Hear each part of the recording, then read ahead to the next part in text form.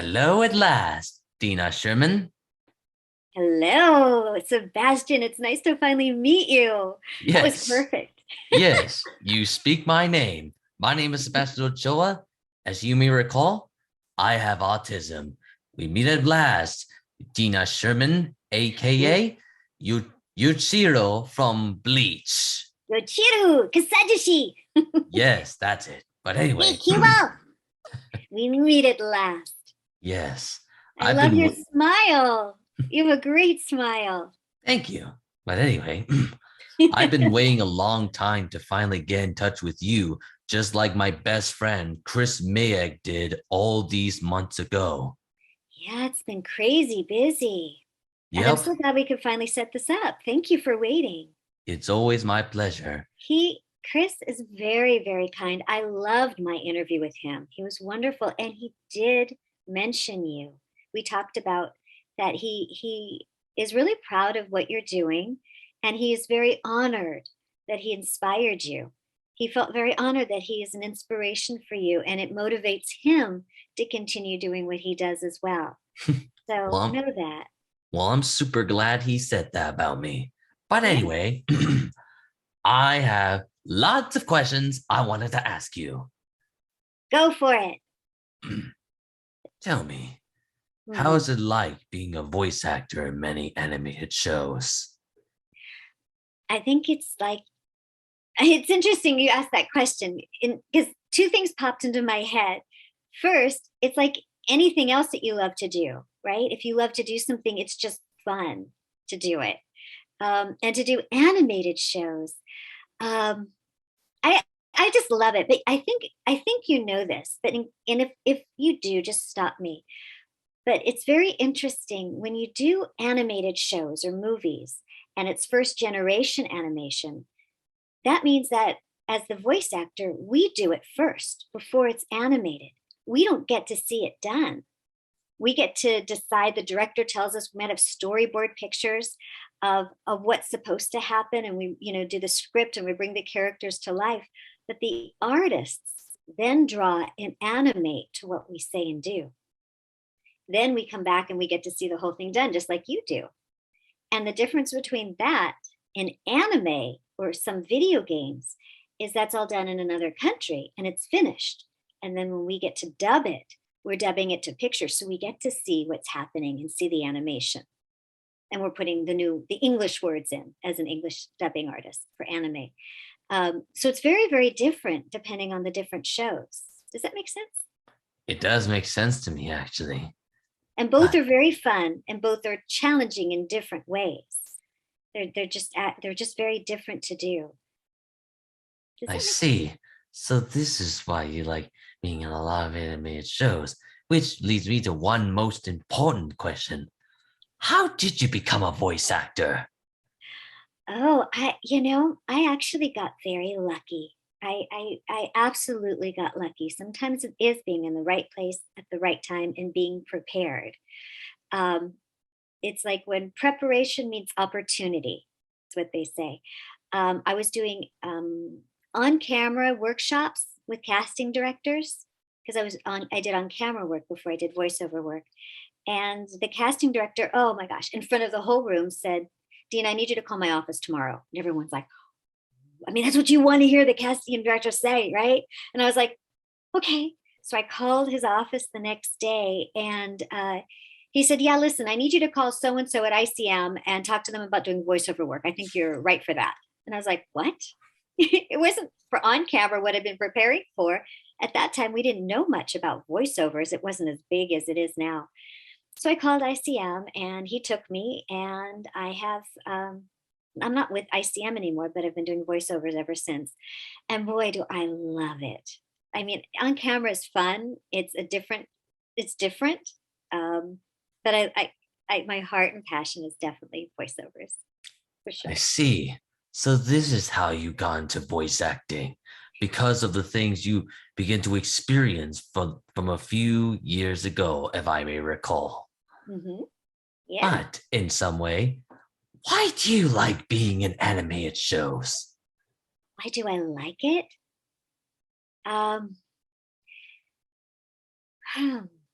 Can I ask you a question to answer yours? I'm listening. What do you love to do? Me? Uh-huh. Well, that's a very awesome, easy question. But to say it at once is to become a voice actor and writer, just like the others. Okay. When you get to do those things, when you are working on voices or writing, or you're interviewing these actors, how do you feel? It felt awesome, actually. And you want to keep doing it because it makes you feel good, right? Yeah, it does make me feel good, actually, because of the things I've been working so hard with.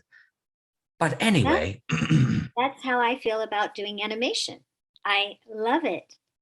well, It makes me feel good inside. I get to play and do voices, um, and it's not that I get noticed necessarily. It's not for that.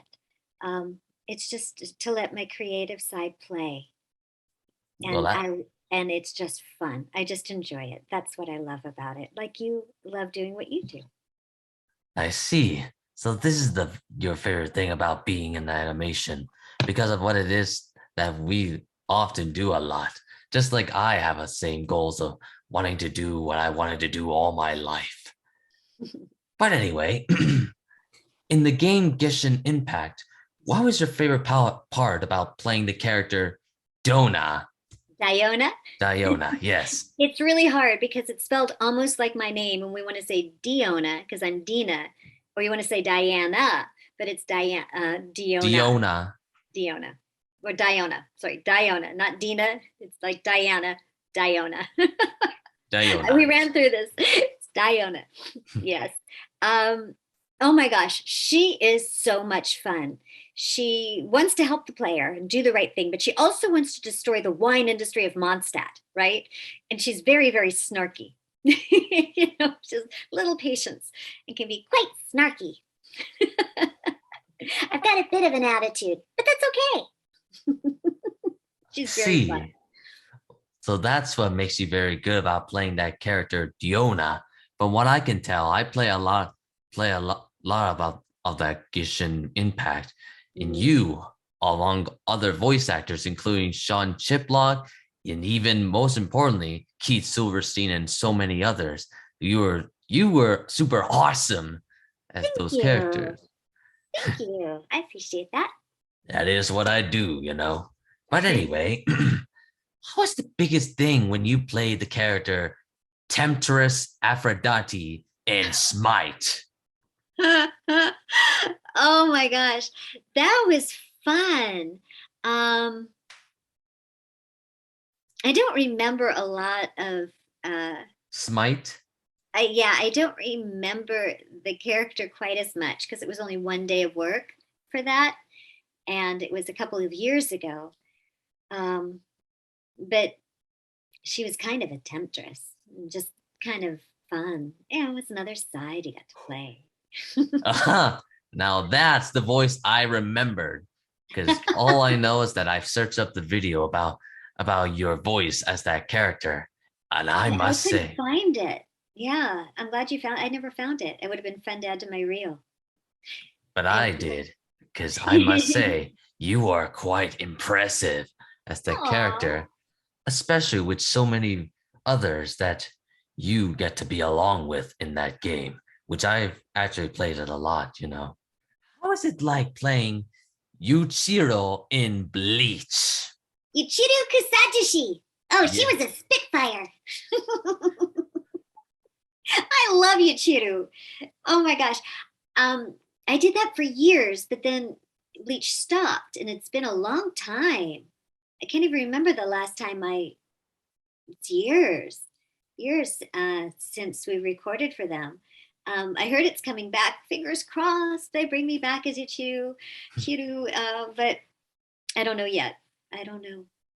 I see.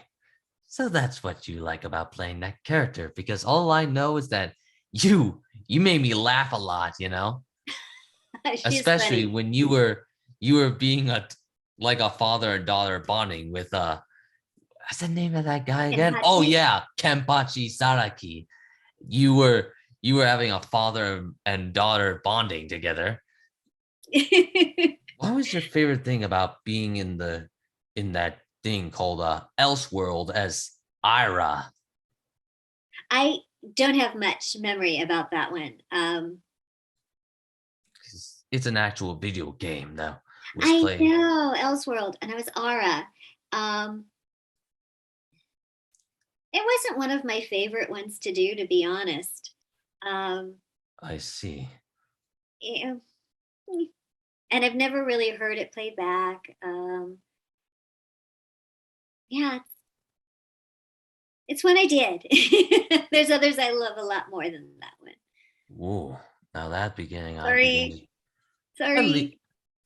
at least you're being honest with me, because all I know is that I just like to learn information about what it's like being in a lot of shows and movies. What was the best part about playing Yomi Agani in Rurouni Kenshin? Oh, wow, that was a long time ago. I don't. Because you were, because all I know is that Aguni was the one of those characters that was with the main character, along with Lex Lang and most importantly Steve Bloom, Boo Billingsley, and so many others. And Remember? you were there. Yeah, You. back then, some of the things I remember back then um, is not the characters so much. You start to forget the details, because we don't get to watch them over and over necessarily, but the people. Back then we did run in, it was like a revolving door. We ran into the same people. We didn't hang out necessarily together, but we were all kind of working the same projects. And I remember, like Slang and Sandy and Steve Bloom, all these people that you've mentioned, we were all coming and going and working on these projects. And it was such a camaraderie. That's one thing about animation in the community is everyone is very kind and supportive. It's really a beautiful community of people. And if you ask, almost every single one of them does charity work of some sort. They all have ways of giving back, of doing for others. Um, and we all support each other. And it's really my memories of ruin. I can't even say Kenshin. Oh my God, it was so long ago. Rurouni Kenshin. Thank you. Michael Sorich was one of the directors, Wendy Lee, Elizabeth. Mary Elizabeth That is Elizabeth. McGillen. Yes. They're all wonderful, wonderful people. I'm so glad you have the names. I'm terrible. Don't Wonderful. worry, it's okay. You're just trying to remember well, which is why I'm helping you. Yes, thank you. Yeah, it was wonderful to play, to work, to do our job, and to be on these shows as much as it was to be doing the shows. Back then, there was no internet, there's no fan base or community. We didn't have YouTube to do interviews. It was just the people in the job, and the people in the job were worth it. It was wonderful. Now we get to enjoy the shows. One of my favorite shows that I did ever was a series called Montcoli Nights. And most people don't even know it. It aired at like 3 a.m. in Texas or something strange. And we did 52 episodes. It was a series and it was fabulous. And nobody ever knew about it because we didn't have the internet. We didn't have all these channels or Crunchyroll or Netflix. And so it got buried. You didn't see it. So it's just not the same as it is now. If it were, it would have a huge following. It was so funny. And I played Gluko, one of my favorite characters. And I was one of the bad guys, but I didn't know it. I was just like, okay. It was just fun to do it. Now we would get to enjoy it, the after product, but I never really got to watch it because it didn't air on a channel I could see in California. Isn't that weird? Isn't that crazy? Ooh, now that's something I begin to learn from you. Because everyone may have forgotten about it, but I did not. You know Montcoli Nights? I know it very well because Shut up. I've been searching about your voices through IMDb, and that's why I noticed your show there. I was like, so there are more of her voices. Excellent. I am most pleased. Oh, I've been doing it a long time. Yes, it is a long time for you when it comes to doing a lot of great voices. Since, of course, you are one great at doing very cute characters, you know? Oh, shucks. Yeah. But anyway, Yes. what character that you have played in the past has been the most challenging to you and why? Challenging. Oh, this one was very challenging, and it was wonderful, but very challenging. It's a series that was done for Disney Imagineering called It's a Small World, and it was based on the ride. And I played a little Dutch boy, no, a little boy named Harold from the Netherlands. He wasn't Dutch; he was from the Netherlands, and a girl from French Canada or French Canadian. And I had to have perfect accents for both and be 8 to 10-year-old little boy and little girl. We had a dialect coach on the crew. He was in the booth. He was with the producers and the director as we would record and make sure that our accents were dead on. And that was very challenging because the Netherlands accent is not something that you would notice and know exactly what that is. I don't even know if I can do it anymore, but because it was many years ago. But that was challenging, and we did it. Oh, and we did that in session, which means I sat in the room next to 4 other actors, all doing other accents. And so I had 2 accents. Lauren Tom had 2 accents. Michael, oh gosh, I just blanked on his name. And Elle What's his Newlands. last name? It'll come to me. Elle Newlands was the only one who had her own accent. She was from Scotland. But Michael, on his social media, he puts his name backwards. So now I'm not remembering it quite So right. it just starts with an S? No. Oh, damn it.